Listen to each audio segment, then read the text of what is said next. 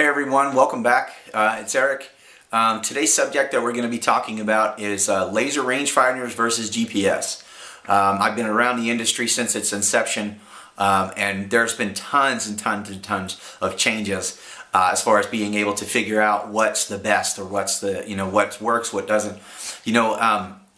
I can honestly tell you across the board, I've seen a ton of different kinds, from the really super inexpensive ones, $100 or less, up to the real super fancy ones that are $500 and more.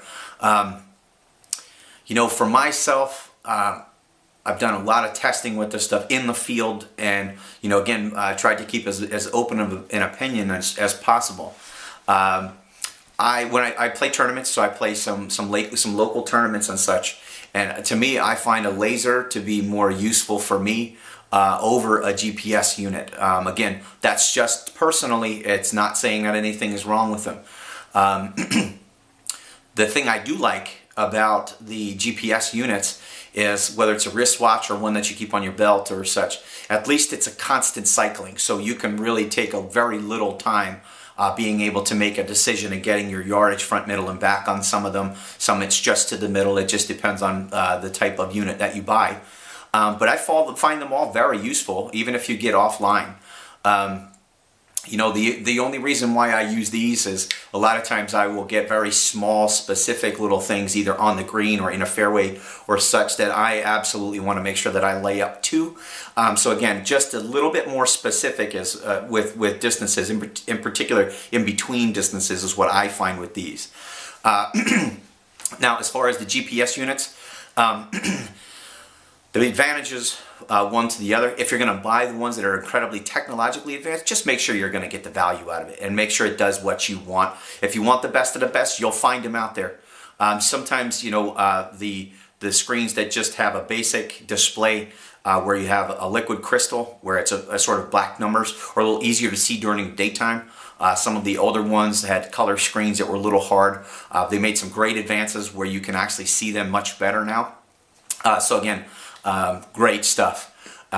There's not a bad choice. However, when it comes to buying the lasers, I did find one thing over the years. If you're playing in a tournament and the weather happens to turn and it gets a little overcast, or it's getting late and overcast, where it's very gray, a lot of times the liquid crystal displays, when you're shooting at a target that's either at the green or beyond, can be a little hard to see the numbers. This particular one, I don't know if you can really see it. Yeah, you see how it glows red on the inside?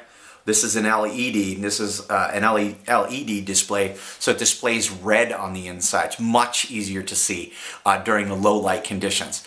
So I found that very useful, frankly. So again, there's not a bad choice. We are coming up to Father's Day here real soon. These are little things to pay attention to when buying your GPS units. Make sure it's something that you're not breaking the bank on, and that you're going to use all of its features. If you're a real simple guy, you don't have to spend a lot of money on GPS.